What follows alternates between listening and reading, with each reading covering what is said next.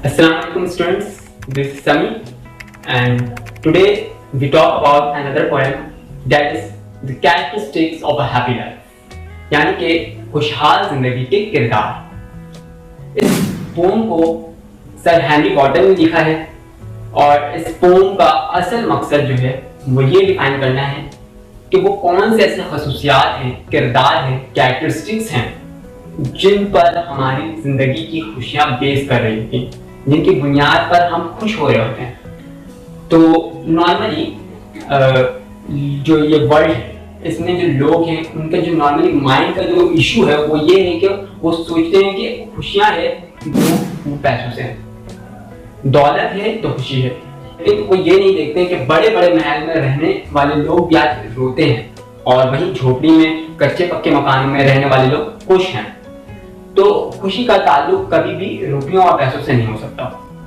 अक्सर जो बड़े बड़े बंगले में रहने वाले जो बादशाह होते हैं और जो बादशाहत उनके पास होती है और जो भी बड़े बड़े बंगले में रह रहे होते हैं वो खुशहाल नहीं होते हैं, मायूस होते हैं, जबकि कच्चे पक्के मकान में और झोपड़ी में रहने वाला शख्स जो होता है वो खुश होता है, वो बहुत ज़्यादा खुशी से ज़िंदगी गुजार रहा होता है।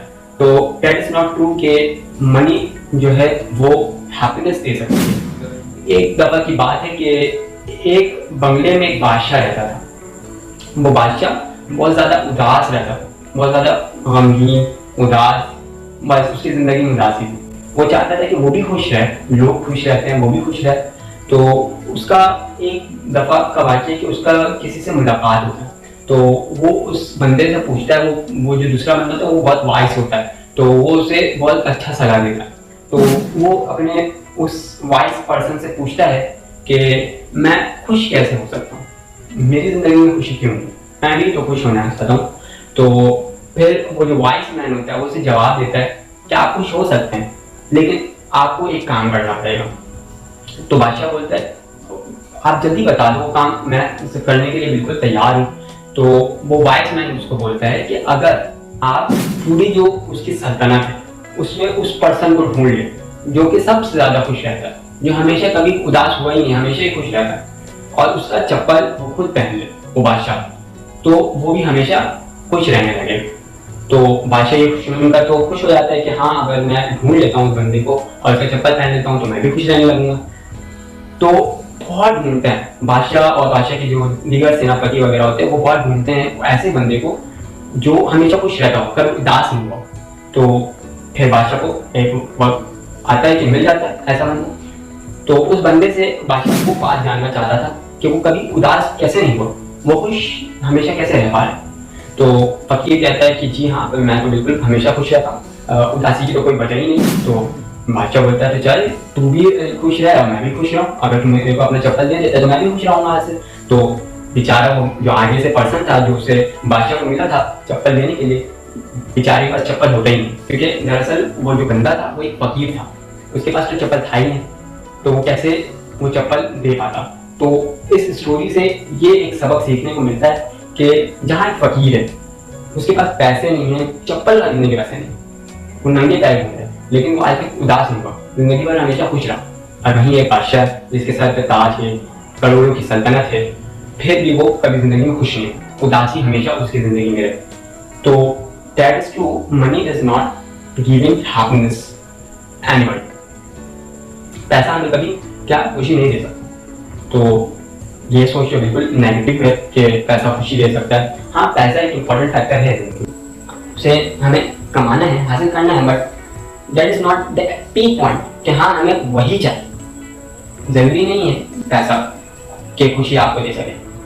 आप मर्ज में मुबतला होंगे तो हाँ वो पैसा है जो आपके इलाज में काम है, but not comparing those monies with your colleagues, with your friends, with your parents and families, क्योंकि उनसे जो हौसला, उनसे जो प्यार, उनसे जो खिदमत आपको मिलेगी दैट इज स्पीचलेस।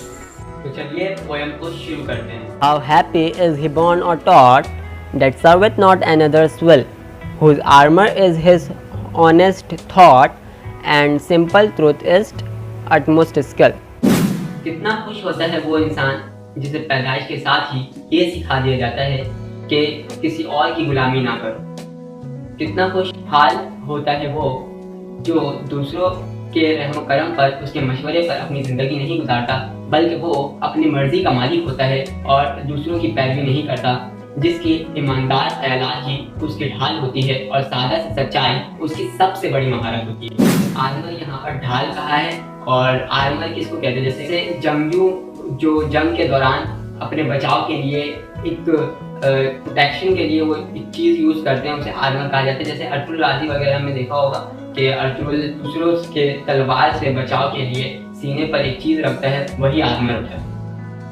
इस स्टैंडर्ड का मतलब ये है कि उसकी जो सबसे बड़ी खासियत है, महारत है, वो क्या है कि वो सच बोलता है और उसके ईमानदार ख्यालात ही उसका बचाव करती है। एक ईमानदार इंसान की सबसे बड़ी बात क्या है कि वो ईमानदारी रखता है, और बेईमान जो होगा वो यही सोचता रहेगा कि दूसरों की बेईमानी कैसे की जाए। यानी कि ईमानदार शख्स का कोई दुश्मन नहीं होता, जबकि बेईमान शख्स जगह जगह उसने बेईमानी की हुई होती है, जिसकी वजह से उसके दुश्मन बन जाते हैं और वो 100 बॉडीगार्ड्स, हजार बॉडीगार्ड्स आगे पीछे लेके घूम रहा होता है। जो बेईमान होता है उसकी ज़िंदगी खुशहाली वाली नहीं होती। Whose passion not his masters are, whose soul is still prepared for death, untied unto the world by care of public fame and private breath। जो अपने जज्बात का गुलाम नहीं होता या उसके जज्बात उसके गुलाम नहीं होते। इस लाइन का मतलब ये है कि अगर कोई शख्स को बहुत जल्दी गुस्सा आ जाता तो ये उसकी कोई खासियत नहीं है, वो अपने गुस्से को कंट्रोल में नहीं रख सकता, उस पर गुस्सा हावी हो जाता है, यानी कि उसके जज्बात उस पर हावी हो जाते हैं, वो जज्बात का गुलाम हो जाता है, जिसके बाद अगर वो गुस्सा कर लेता है और ऐसा कोई बोल पड़ता है जिसकी उसको बाद में निदामत हो, बाद में पछतावा हो, तो डेट इज़ नॉट गुड। अगर वो अपने गुस्से को कंट्रोल में रखता, उसको हावी नहीं होने देता, वो जज्बातों का गुलाम नहीं हो जाता, तो उसकी ज़िंदगी खुशी वाली हो। तो खुशहाली के लिए एक ये पॉइंट भी ज़रूरी है कि उसके जज्बात उस पर हावी ना हो, और जिसकी रूह मौत के लिए हमेशा तैयार रहती है। अगर मौत आ भी जाए तो उसे कोई फ़र्क नहीं पड़ता, क्योंकि उसने ज़िंदगी में अच्छे काम किए होते हैं, उसने दूसरों की हेल्प की भी होती है। और जो शख्स बुरे होते हैं, जो शख्स बुरे काम कर रहे होते हैं, उन्हें हमेशा मौत का डर रहता है, क्योंकि उन्होंने कोई अच्छा काम ही नहीं किया। और पब्लिक फेम वाले जो लोग होते हैं, उनकी ज़िंदगी में भी खुशियाँ नहीं होती, क्योंकि पब्लिकली फेमस होने का मतलब है ये कि वो हमेशा सोचते रहेंगे कुछ भी बात कहने से पहले या कुछ भी करने से पहले कि वो सोचेंगे लोग क्या कहेंगे, उसके बारे में लोग क्या सोचेंगे। तो पब्लिकली फेमस जो होते हैं उसमें भी सेलिब्रिटीज़ वगैरह जो हैं वो उनके आगे पीछे जो फ्रेंड्स हो जाते हैं, एक सर्कल जो होता है वो अलग हो जाता है, तो वो लोग भी इतना खुश नहीं रह सकते हैं। एक नॉर्मल लाइफ जीने वाला शख्स जितना खुश होगा वो उतने खुश नहीं रह सकते, क्योंकि उनके जो फैंस होते हैं और फिर फॉलोअर्स वगैरह जो भी, वो फिर उनको देखना पड़ता है उनको कि ऐसा कुछ ना हो जाए कि वो फिर नाराज हो, क्योंकि सारा डिपेंडेंसी सेलिब्रिटीज़ वगैरह का फैन फॉलोइंग पर है, जिसकी वजह से उनकी ज़िंदगी फेक सी हो जाती है और वो खुशहाल नहीं रह सकते। Whose envies none that chance doth raise, nor wise who never understood how greatest wrongs are given by praise, nor rules of state but rules of good। खुशहाल इंसान कभी भी दूसरों को बुलंद देखकर हसद नहीं करता, क्योंकि उसे पता होता है कि उसकी बुलंदी के हसद करने की वजह से उसकी जो लाइफ यहाँ पर है वो यहाँ नहीं पहुँच सकती, तो वो इस वजह से खुद को हल्कान नहीं करता कि दूसरा क्यों बुलंदी पर पहुंच चुका है, तो वो कभी भी दूसरे से हसद नहीं करता। और खुशियों का ताल्लुक यही है कि अगर वो हसद करेगा तो उसकी खुशियाँ चली जाएगी, यानी कि वो खुश नहीं रह पाएगा, वो सोचेगा वो बुलंदी में क्यों है, मैं क्यों नहीं हूँ।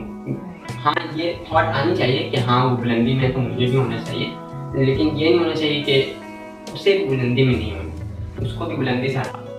और खुशहाल इंसान वो होता है जो नहीं समझता कि तारीफों से कितना बड़ा ज़फ़ा मिलता है। यहाँ पे तारीफ सेल्फलेस प्रेस वाला तारीफ नहीं है, जो माँ बाप और फादर टीचर हमारे साथ सेल्फलेस प्रेस रखते हैं, वो वाला तारीफ ये नहीं लिया है। जैसे कि कभी कभी होता है कि अगर किसी को कुछ काम निकलवाना है तो वो आपकी खामखा की क्या बोलते हैं तारीफ किए जा रहा हो, जिससे उसका काम निकल जाए, यानी कि मफाद वाला तारीफ। और उसकी रियासत जो होती है खुशहाल इंसान की, उसकी रियासत में जो उसूल होते हैं वो अच्छाइयों वाले, वो सच्चाई के उसूलों पर चलता है। यानी कि यहाँ पे जो रियासत से मुराद लिया गया है वो मेजॉरिटी और माइनॉरिटी को लिया है। वो ये नहीं देखता कि मेजॉरिटी कितनी है या माइनॉरिटी है, वो मेजॉरिटी या माइनॉरिटी को नहीं देखता, बल्कि ये देखता है कि हु इज राइट वन। वो अक्सरियत को सिर्फ नहीं देखता बल्कि वो माइनॉरिटी का भी एहतराम करता है। वो कहते हैं ना कि don't follow the majority but follow the right one, यानी कि अक्सरियत को ना देखो, अक्सरियत के फैसलों पर ना चलो, बल्कि ये देखो कि सही कौन है और उनके फैसलों का एहतराम करो। Who has his life from rumors free, whose conscience is his strong retreat, whose state can neither splatter's feet nor ruin make a coward's great। उसकी जिंदगी अफवाहों से आज़ाद होती है, उसका ज़मीर ही उसकी बेहतरीन पनाहगाह है। उसकी रियासत कोई चापलूस नहीं बनाता है और ना ही वो जालिमों को अजीम बनाता है। अब जो कोई खुशहाल बंदा है वो कभी भी अफवाह पर यकीन नहीं करेगा, र्यूमर्स पर वो कभी भी बिलीव नहीं करता, क्योंकि र्यूमर्स क्या होता है, अगर कोई कुछ भी बात कह देता है आप उस पर बिलीव कर लिया यानी कि खुशहाली गई। जैसे कि अगर कोई कह रहा है कि आप एक बड़ी कंपनी के मालिक हो और वो कह रहा है कि आपकी कंपनी कल डूब जाएगी और वो ये अफवाह है, वो अफवाह फैला रहा है और उस र्यूमर्स पर आप यकीन कर लेते हो और आपकी पीछे चले जाती है। लेकिन एक खुशहाल बंदा वही होता है जो र्यूमर्स पर यकीन नहीं करता, बल्कि उसके र्यूमर्स पर रिसर्च करता है और रिसर्च करने के बाद जो नतीजा निकलता है उस नतीजे पर बिलीव करता है। और यहाँ पर कॉन्साइंस मतलब ज़मीर है। ज़मीर ही वो वाहिद चीज़ होती है जो आपको किससे रोकती है, गलत काम करने से रोकती है। क्योंकि लोग कहते हैं ना कि अगर आप कोई गलत काम कर रहे हो तो कहते हैं कि आपका ज़मीर मर गया। ज़मीर वो दूसरा इंसान है जो आपके अंदर छुपा हुआ है, और अगर आप कुछ गलत कर रहे हो या कुछ गलत राह पर चल चुके हो तो यानी कि आप ज़मीर सो गए। Who God doth late and early pray, more of His grace than gives to land, and entertains the harmless day with a well-chosen book or friend। जो खुदा की इबादत करता है देर और सवेर, इससे मुराद यहाँ ये है कि खुशहाल इंसान वो होता है जो खुदा की इबादत करता है। अब यहाँ क्रिश्चियन है तो वो बाइबल चर्च में है, और जो मुस्लिम है वो मस्जिद में अल्लाह की इबादत करता है, हिंदू अपने मजहब और ईसाई अपने मजहब, अब हर लोग अपने अपने मजहब में खुदा की इबादत करते हैं। तो कहने का मतलब ये है कि अथीस्ट और थीस्ट में क्या फर्क है। अथीस्ट जो होते हैं वो खुदा पर यकीन नहीं रखते, लेकिन थीस्ट जो होते हैं वो खुदा पर यकीन रखते हैं। थीस्ट में हिंदू भी हैं, मुस्लिम भी है, ईसाई भी हैं, और भी बहुत सारे मज़हब हैं जो खुदा पर तो यकीन रखते हैं, वो चाहे पॉलीथीस्ट हो या मोनोथीस्ट हो, एक खुदा पर यकीन रखने वाले हों या एक से ज़्यादा खुदा पर यकीन रखते हों।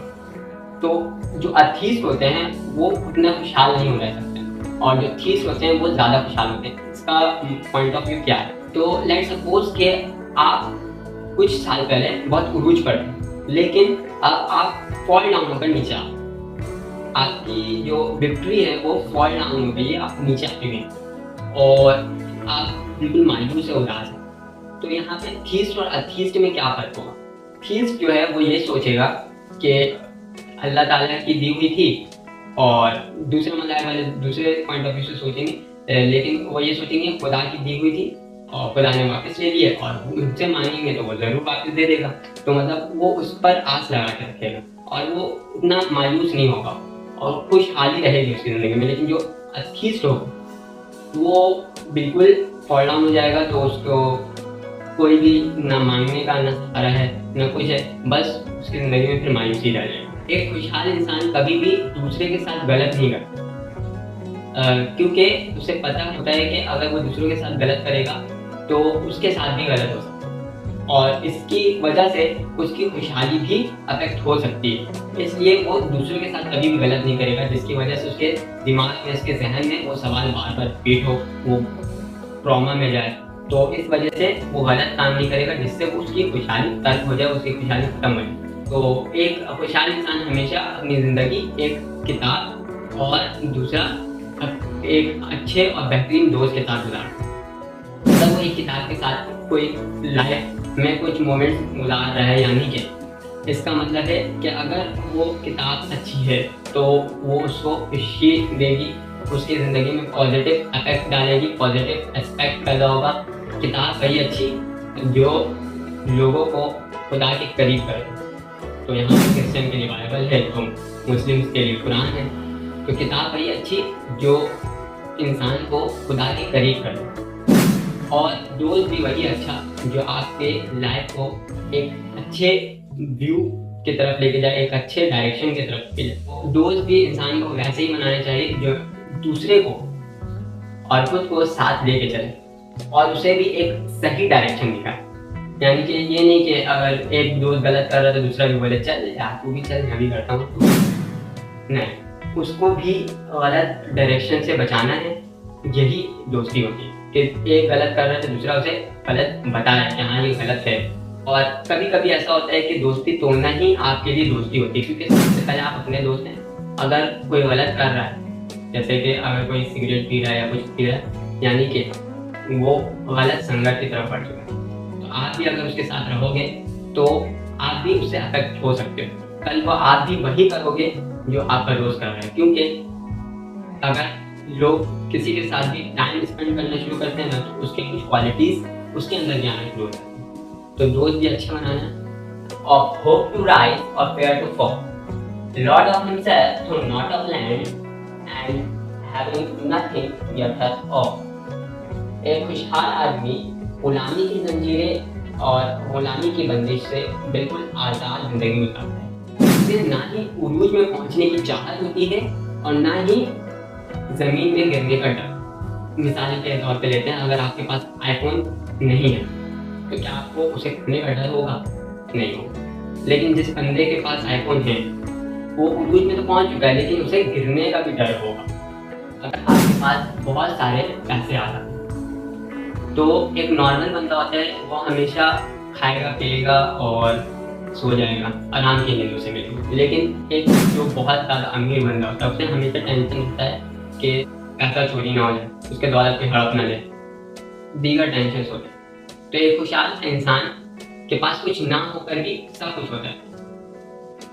ये एक पैराडॉक्स है जो दिखने में तो बातिल है, यानी झूठ है, क्योंकि कुछ नहीं होगा इंसान के पास तो सब कुछ कैसे होगा, लेकिन फिर भी ये एक हकीकत है।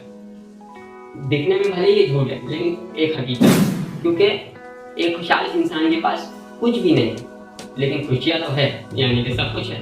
तो अब आप सोचेंगे कि खुशियाँ कैसे हो सकती हैं? अगर इंसान के पास कुछ नहीं है तो खुशियाँ कैसे?